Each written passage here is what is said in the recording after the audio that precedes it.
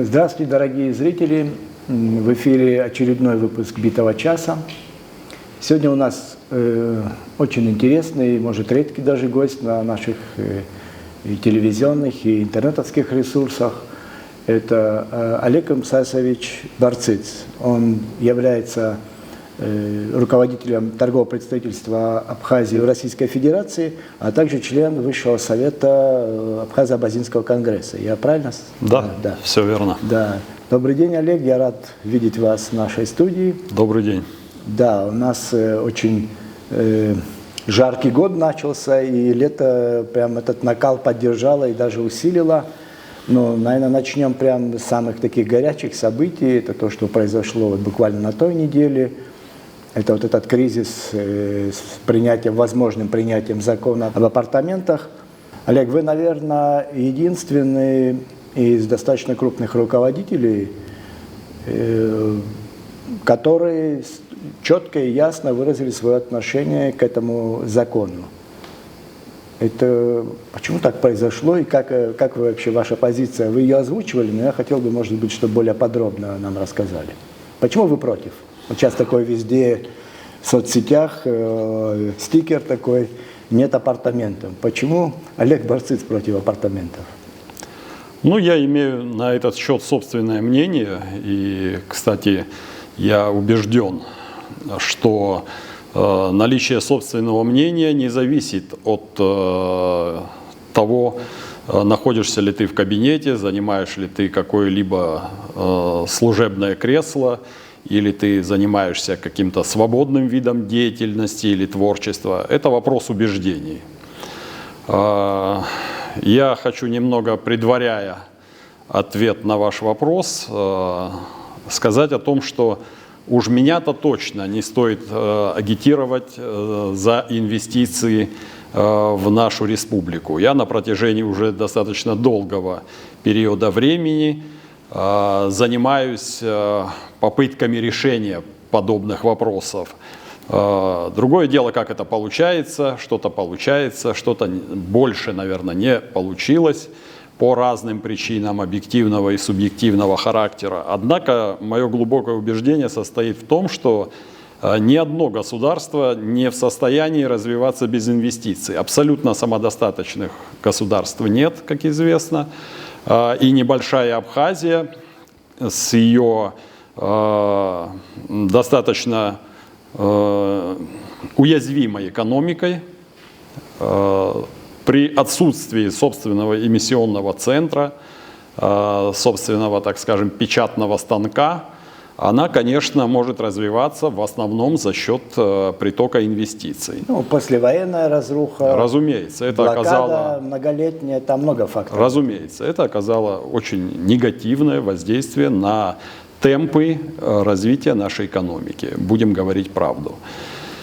Мы заинтересованы, еще раз подчеркну, в инвестициях, прежде всего в инвестициях из Российской Федерации, нашей дружественной и братской нам страны, которая оказывает более чем существенную помощь в становлении нашей республики. Ну и рублевая зона у нас общая. Безусловно, мы связаны огромным количеством нитей, связей, неразрывно. Это все потом было облечено в ряд соглашений, договоров, которые жизненно важны для того, чтобы мы продвигались по пути устойчивого развития. При этом хочу отметить, что направление, сфера приложений, область приложения этих инвестиций, конечно, должна прежде всего регулироваться, определяться органами государственной власти Республики Абхазия в сотрудничестве с нашими российскими партнерами. И мы должны определять приоритетные области применения и вложения этих финансовых средств. Одним словом, инвестиции инвестициям рознь. Что касается пресловутого законопроекта об апартаментах, так их назовем его условно, сегодня он облечен немножко в другую форму. Он говорит о приоритетном направлении развития социально-экономических отношений в восточных регионах Абхазии. то я при всем том, что я сказал выше, не считаю возможным поддержать этот законопроект. Дело в том, что с моей точки зрения этот законопроект недостаточно проработан. Принятию этого законопроекта не предшествовало широкое экспертное и социальное обсуждение, обсуждение в обществе. У людей крайне мало информации и много беспокойства по ключевым положениям. всем положениям, в основным положениям этого законопроекта. Я думаю, что если бы этому предшествовала серьезная работа и обсуждение, о котором я уже сказал, и еще более глубинная работа по созданию кадастра недвижимости, это основа основ. Я уже не говорю о земельном кадастре, а без создания кадастра недвижимости Это входные мы не условия можем подойти, для принятия подобных разумеется, законов, к созданию земельного кадастра, принятию градостроительного кодекса, принятию проработки и принятию плана развития территорий. В нашем случае развития районов отдельных. И это касается, кстати, не только Восточной Абхазии. Мы знаем, какие инфраструктурные проблемы наличествуют сегодня И в в нашей Западной современной Абхазии. жизни вообще во всех районах Абхазии. Разумеется, при отсутствии всех этих условий, базовых, начальных, а кроме этого еще и есть серьезные проблемы с организацией системы снабжения подобных крупных проектов, крупных объектов электроэнергией. Есть большие проблемы по всей республике, даже в более благополучных районах, снабжение водой, очистными сооружениями. Крайне остро стоит проблема с мусоропереработкой, с утилизацией твердых бытовых, твердых коммунальных отходов. Вы давно этой проблемой занимаетесь? Да, для Мы меня еще это поговорим очень о болезненная, очень острая проблема. То есть в целом еще и проблемы экологии наслаиваются. И все это, с моей точки зрения, делает совершенно преждевременным обсуждение подобных масштабных проектов. Ну, есть еще, наверное, самая большая проблема, кроме перечисленных вами, это исторические есть опасения, страхи, как хотите называйте, демографического характера, потому что у нас все проблемы, начиная с махаджирства, 19 век, весь 20 век, и, собственно говоря, это одна из главных причин и войны грузино-абхазской была, потому что этот дисбаланс в демографии приводил к этим постоянным конфликтам, и какой бы близкий ни был сосед, и так далее, надо эти риски всегда просчитывать, учитывать и как-то отражать. Вот у меня вопрос такой, вы постоянно работаете в Российской Федерации, я имею в виду в посольстве Абхазии в Российской Федерации, это какие-то риски несет, вот такая точка зрения и вот такая позиция в отношении этого закона? Потому что есть у нас политики в Абхазии, которые часто, я не знаю, как это сказать, манипулируют или призывают к тому, что это может испортить как-то взаимоотношения с Российской Федерацией. Вот вы, наверное, ближе к этому фронту, как говорится, есть там риски такие? Я убежден, что последствий никаких быть не может по одной простой причине. Те, кто сегодня говорят о том, что все политики или общественные деятели, или там видные граждане Республики Абхазия возражают против вот этого поспешного законопроекта, они сразу, значит, переходят в ранг чуть ли не недоброжелателей России.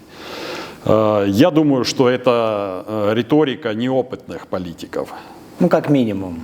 Я хочу, по крайней мере, так думать. Ну, я как журналист могу больше себе позволить сказать, что Разумеется. есть и моменты манипуляции. Я думаю, что отношения Российской Федерации и Республики Абхазия, которые характеризуются духом и содержанием подлинного стратегического союзничества, партнерства, братских отношений, проверенные годами безусловно, и многими событиями. проверенными делом, проверенными нашей совместной историей. Эти отношения никогда не сводились к какой-то видимости банального торга. Никогда такого не было, и Российская Федерация не ставит вопрос таким образом.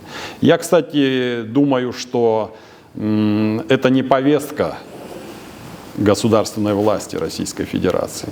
это даже не повестка подлинно крупного бизнеса России. Я почему-то думаю, что это именно так.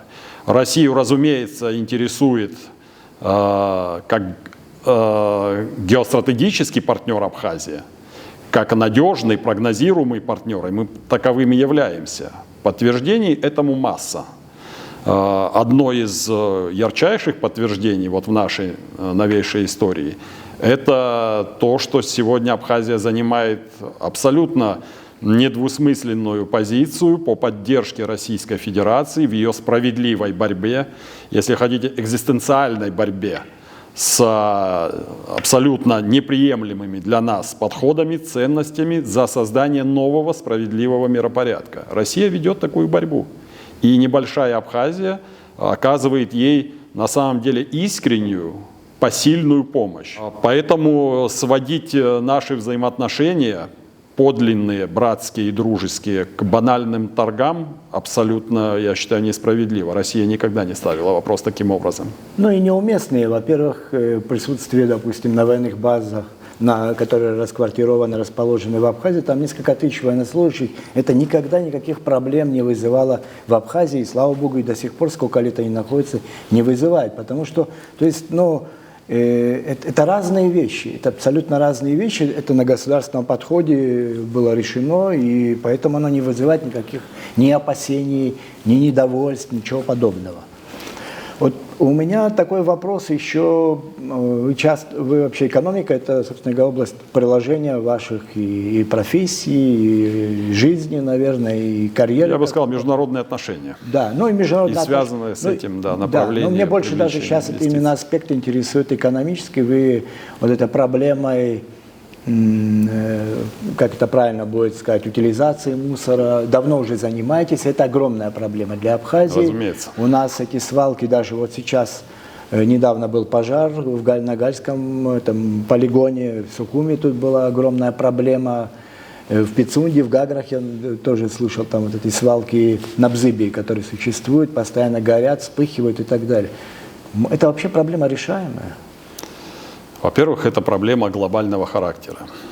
Очень жаль, я уже устал, честно говоря, говорить на эту тему. Много лет я пытаюсь заниматься этой проблематикой с разной степенью успешности. Где-то мы подошли даже уже близко к решению этого вопроса. Вы знаете, я считаю, что вот эту проблему, ее необходимо выделить в ранг отдельного национального проекта. Все, что связано с нашей экологией, это приоритет, несомненный приоритет. В противном случае мы в ближайшее время столкнемся с тем, что нечего будет даже обсуждать какие-либо другие проекты в других областях. Ни в области сельского хозяйства, ни в области туризма и чего-либо еще. Транзита и так далее. Безусловно. Сегодня эти проблемы носят всеобъемлющий характер. Вот вы упомянули Гагрскую свалку. Она на самом деле расположена в селении Алахадзе. Но сегодня вот это ядовитое облако, то есть масштаб заражения достигает таких объемов, что оно уже, вот это канцерогенное облако, накрывает близлежащие населенные пункты, вплоть до поселка Бзыпта.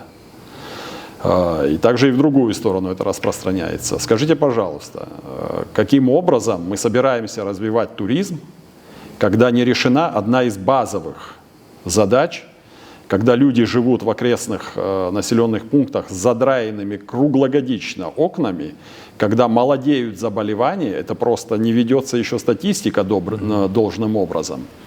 Когда глубина заражений почв под этими полигонами, они составляют не только в Гагрском районе, и в Гудаутском, Приморске, который законсервирован, но проблема от этого никуда не денется. Ну, да, и Маяк, и другие. Вот Галский полигон, который недавно тоже загорелся, и так далее. Косметическими мерами это не решить. Олег, вы мониторите эту ситуацию до сих пор? Безусловно, безусловно. Для меня, еще раз говорю, это очень чувствительный момент. И поверьте мне, что есть много неравнодушных граждан, которые, даже если бы мы отвернулись от этой проблематики, они бы нам напомнили. Те, кто в этом материале, они прекрасно знают, каков масштаб угрозы. А масштаб угрозы очень серьезный. Под угрозой, еще раз говорю, под угрозой находятся многие сферы человеческой деятельности на территории Республики Абхазия. Так сложилось исторически, что основные вот эти свалки, они находятся в рекреационной зоне. Это было запланировано когда-то кем-то, это еще было до войны, так сказать, в Советском Союзе, но от этого нам легче не становится. Если мы не будем решать вот эти проблемы, то последствия будут плачевными. При этом я вижу, что, как правило, перед какими-либо выборами президентскими, парламентскими появляются различные группы, значит, заинтересованных, естественно, людей, близких к тем, кто собирается, так сказать, баллотироваться на те или иные посты, и обещают решить эту проблему в кратчайший срок. Я, как человек, который немного погружен в проблематику, я, может быть, не на уровне эксперта, но уже, так сказать, реальность от мифа могу отличить свободно. Хотел бы поинтересоваться, каким образом мы собираемся решать эту проблему. Это дорогостоящее предприятие и требующее еще и большого уровня компетенции, высокого уровня специалистов. Это сложная технология. Да, это довольно сложно, но это вполне решаемо.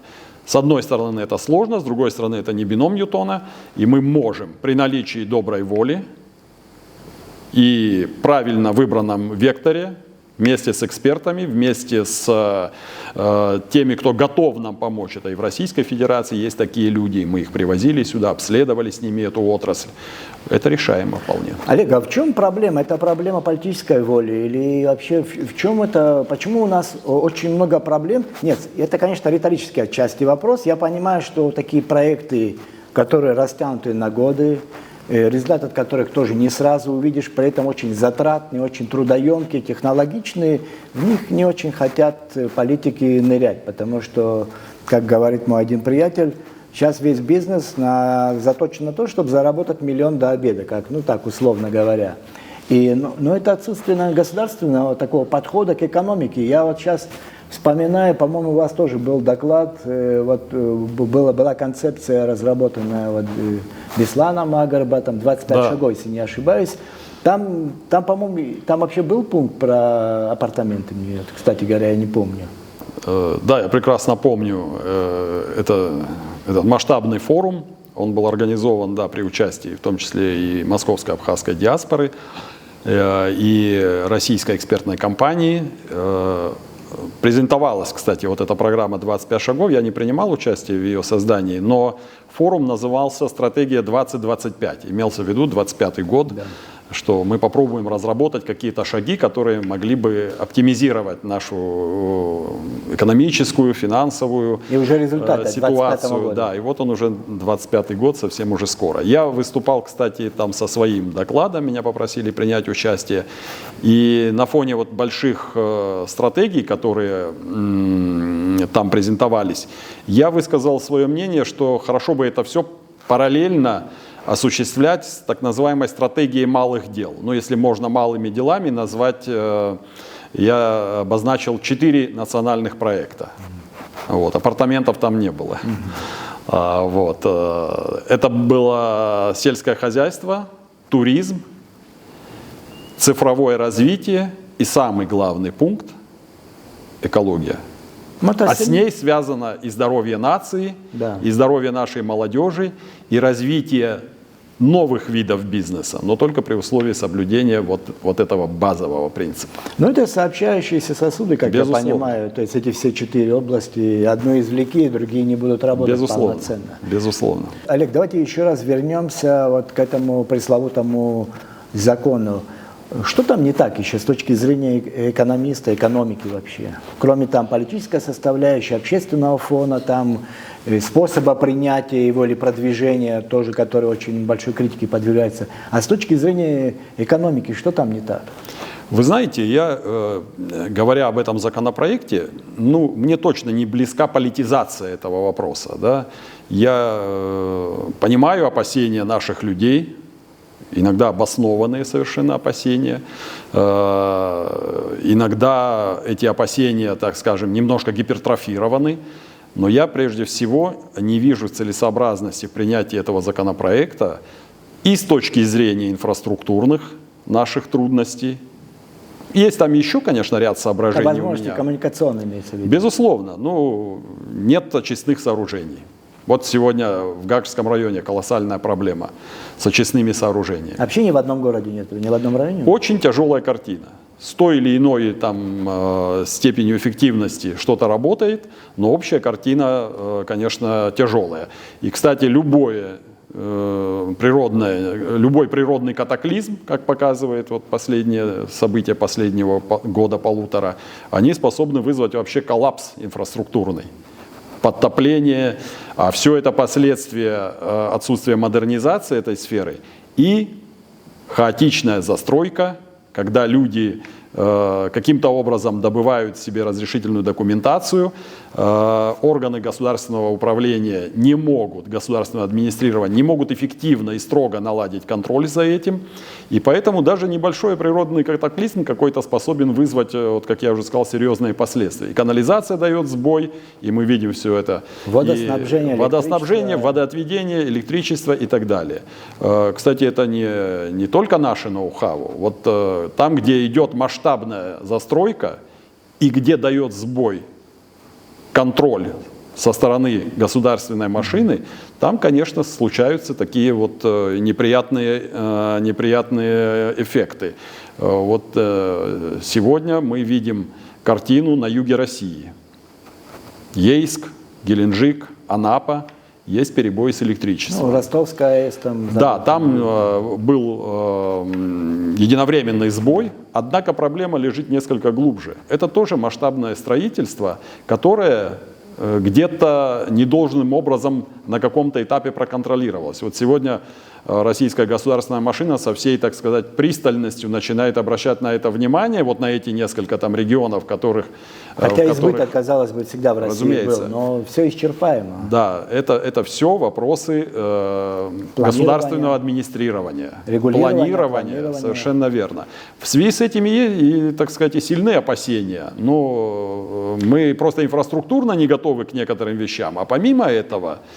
Но аналоги есть какой-то международной практики, где это эффективно, где это дало какой-то импульс? Безусловно, есть такие, конечно, есть. Например, Арабские Эмираты хорошо на этом зарабатывают. Однако у них таков уровень подготовки чиновничьего аппарата, органов государственного управления, который при всем моем уважении к нашим отечественным специалистам несопоставим.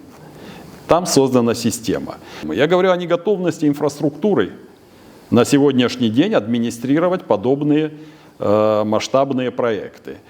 Кроме того, для меня и экономическая составляющая пока не до конца понятна. Ну, вообще, если говорить, вот с начала года у нас был кризис бензиновый, был энергетический кризис, у нас был такой политический кризис, связанный с госдачей в Пицунде. Сейчас с этим большой кризис, я считаю, сейчас с депутатами проводят.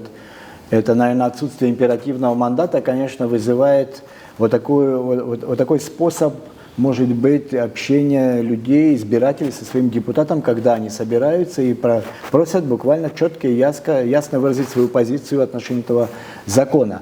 Но для меня это все кризис вообще политической системы, мне кажется. Это касается и управленческого там характера, то есть управленческих структур, но и той же оппозиции тоже, и тот же выбор в парламент. Есть вопросы к полномочиям президента. То есть очень масса вопросов. Как вы думаете, политическая система, может даже конституцию, вот как во Франции, может есть смысл уже вторую конституцию принимать? Или, по крайней мере, глубокие изменения нынешней конституции делать?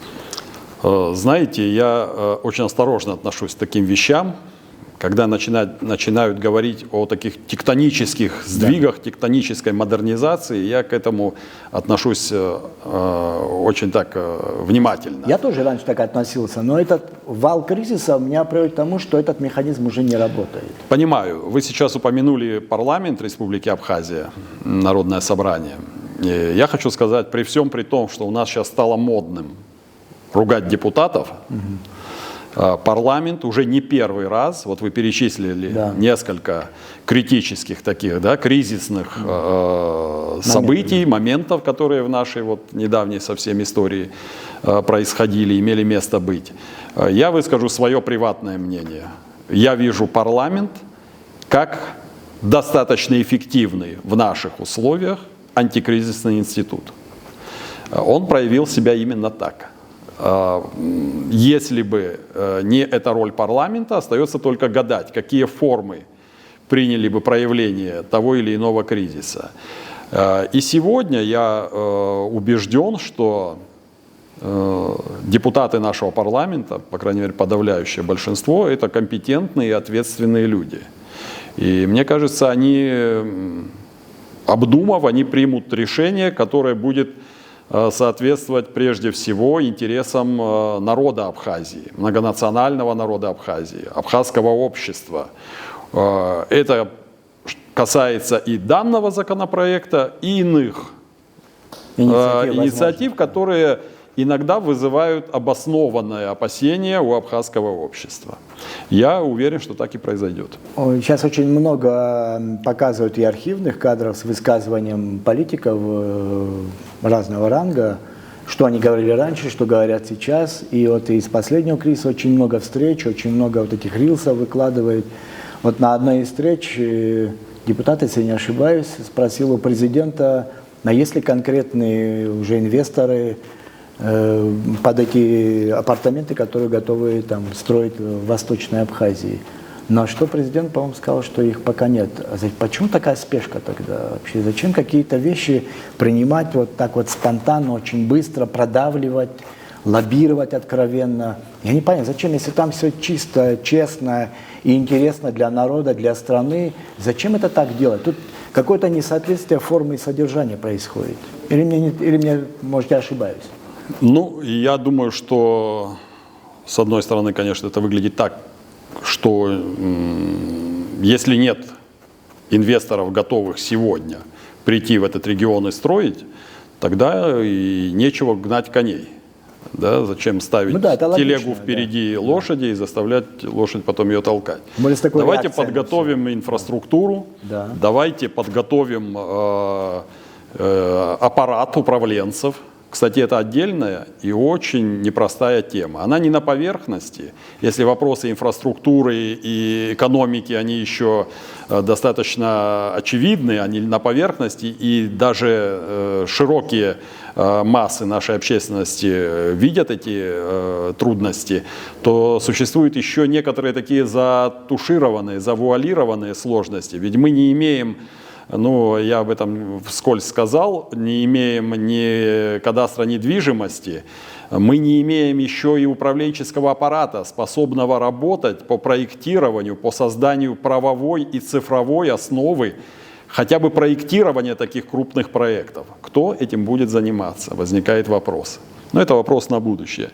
Мы, конечно, все озадачены, как говорится, отвергая, предлагай. Да, озадачены развитием, проблематикой развития восточных регионов нашей страны. Ну, как, в принципе, и западной. Да? Ну, просто западная часть, она развивается более динамично. Здесь, конечно, процессы развития замедлены в силу объективных причин. Но от этого, так сказать, Восточная Абхазия, она не менее привлекательна, не менее красивые наши места в Восточной Абхазии. Я думаю, что если мы говорим о путях развития вот, в обозримой перспективе, в краткосрочной, в среднесрочной перспективе, если нет готовых проектов, нет готовых предложений по Восточной Абхазии у инвесторов, как вот вы сказали.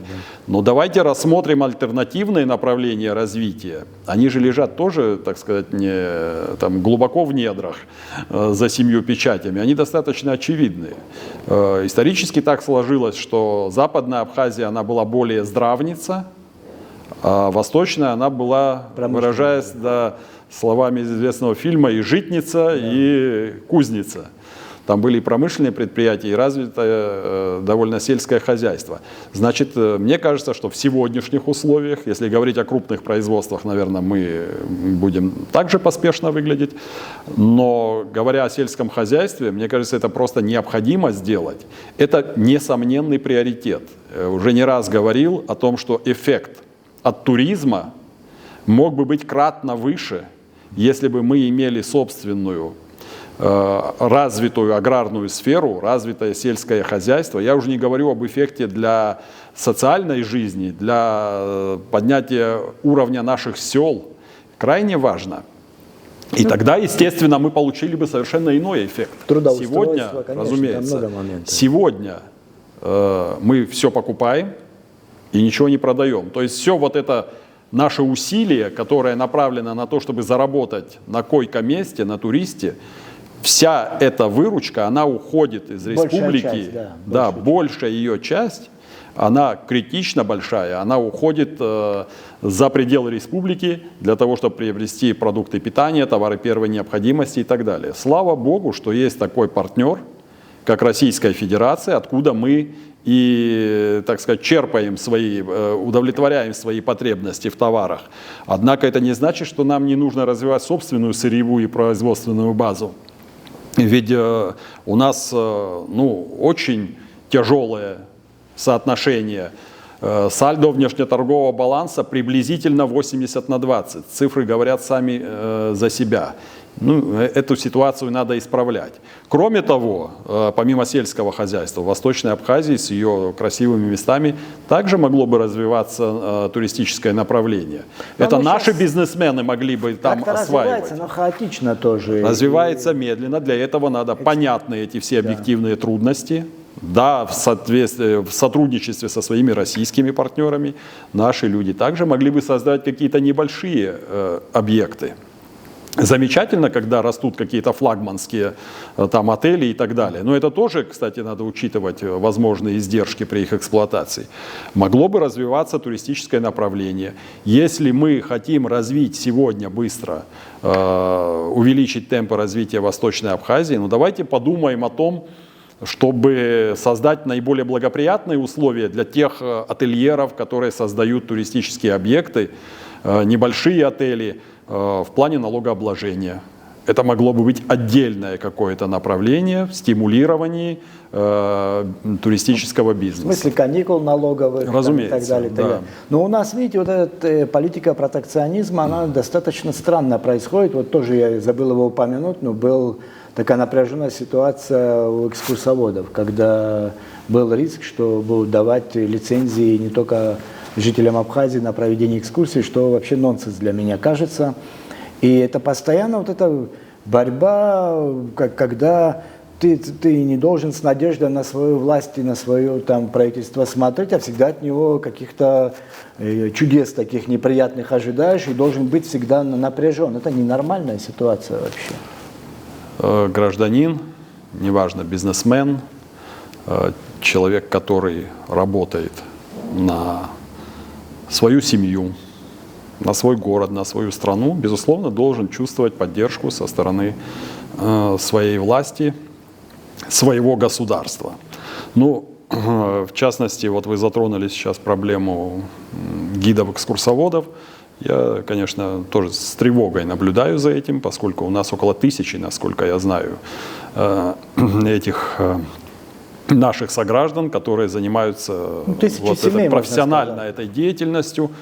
Конечно, это могло бы иметь тяжелые последствия для бюджета этих семей и так далее. Кроме того, есть еще один аспект. Эти люди, они граждане Абхазии, они патриоты, я уверен, своей страны. Они подают нашу страну в самом привлекательном, выгодном и в то же время достоверном виде. Это немаловажно. Я вот думаю, надо учитывать и этот момент. И также уверен, что решения, которые последуют, они будут приняты в интересах, прежде всего, наших граждан. И в этой сфере тоже. Олег, наверное, завершая нашу беседу, интересную беседу, я очень ей доволен, думаю, зрители тоже будут. Я вот хотел такую тему еще затронуть. Этот год у нас фактически предвыборный. Выборы будут в начале следующего года. И пока мы, согласно регламенту и законам, не можем там говорить с людьми, как там с кандидатами уже официальными и так далее. Но говорят о том, что у вас тоже такие намерения есть. Это вы можете сейчас в эфире рассказать о своих намерениях, по крайней мере, если они есть. Если нет, то тоже. Да, это не секрет. Я и мой друг, и соратник, можно сказать, человек, которого я уважаю, с кем у меня достаточно сходные взгляды, я говорю об Адгуре Патовиче Кокоба, мы приняли решение, что в установленные законом сроки будем регистрироваться в качестве кандидатов в президенты и вице-президенты Республики Абхазия. Это не секрет, я не считаю нужным это скрывать. Я этой информацией уже поделился со своими близкими, он также поделился со своими. Я вот пообщался со своими земляками. Это ни в коем случае не предвыборная кампания, не агитация никакая. Мне люди задавали вопросы, инициировали такую встречу. Это в селе в своем, да? Да, в моем родном селе Блабурхуа, Гудаутского района. Огромное количество народу пришло, да, которые задали мне вопрос. Я ничего не скрываю от своих друзей, земляков, родных и так далее. Я сказал о том, что да, такой план есть, и это решение уже принято. Мы обязательно пойдем и будем на регистрацию и будем участвовать в президентских выборах 2025 года. Ну, здорово. Я вот недавно на своем профиле в соцсети написал, что политический ландшафт в Абхазии достаточно унылый. Если у нас будут такие кандидаты, я готов взять свои слова обратно. И спасибо, что вы пришли. Я надеюсь, что мы еще сможем поговорить уже, когда будет в статусе кандидата, или с вами, или, может, с тем, кто пойдет с вами вице-президентом. Потому с удовольствием. Появление новых, хотя вы не новая персона, вы на прошлых президентских выборах тоже баллотировались, и у вас какой-то опыт есть. И, кстати говоря, я давно слежу за нашими выборами. Вы одни из немногих команд, которые прошли достойно это, без вот этой всякой грязи, сливов каких-то, анонимов. И это Спасибо. Хорошая традиция. Я надеюсь, что таких кандидатов подобных и вообще вся борьба предвыборная будет, она и по-абхазски, и по-европейски, и по цивилизованным, как хочется называть, но она должна быть по правилам. Знаете, ну, во-первых, спасибо за оценку нашей прошлой кампании. Мы в 2019 году, Олег Нурьевич Аршба, я и поддерживавший нас тогда Александр Золотинскович Анкваб, мы, что называется, на берегу договорились, что, ну, разумеется, задача любой политической силы – это приход к власти. Ну, не путать с целями. Цели немножко другие, другого порядка. Мы договорились о том, что мы не будем пытаться достичь победы в президентской гонке любой ценой. Мы проведем ее, и те же самые принципы мы сейчас проговорили с Адгуром Патовичем Кокоба. Мы проведем нашу кампанию в соответствии с нашими представлениями о достоинстве, о приличиях, без вот этого черного пиара, который иногда наши некоторые политтехнологи впитывают охотно, без ударов ниже пояса, без вот этой обозленной критики в адрес своих политических оппонентов. Мы больше будем говорить о том, что мы собираемся делать, нежели о том, насколько плохие там или не годятся наши оппоненты. Это нам не присуще, и мы этим заниматься не будем. Вот примерно в таком ключе мы намереваемся выстроить нашу будущую кампанию. Ну, здорово. Это такая, я думаю, маленькая сенсация. Она любому журналисту всегда приятно, когда она в его проекте звучит. Спасибо еще раз. Я надеюсь, мы еще увидимся. Спасибо. И не только с вами, я думаю, может, какие-то другие кандидаты будут. Мне было бы интересно, ну, с основным пулом пообщаться, если им это будет интересно в данном проекте. Спасибо еще раз. Всего доброго. Успехов. И я думаю, люди ждут новых персон на нашем политическом таком небосклоне. И, может быть, даже, я честно скажу, я жду гражданских персон, потому что от генералов слегка все устали уже, потому что, наверное, мир строить лучше гражданским людям. Но при этом думать о том, что... Это философский вопрос, на мой взгляд. Да, спасибо, всего хорошего, смотрите «Битый час». У нас в гостях был Олег Мсасович Барциц.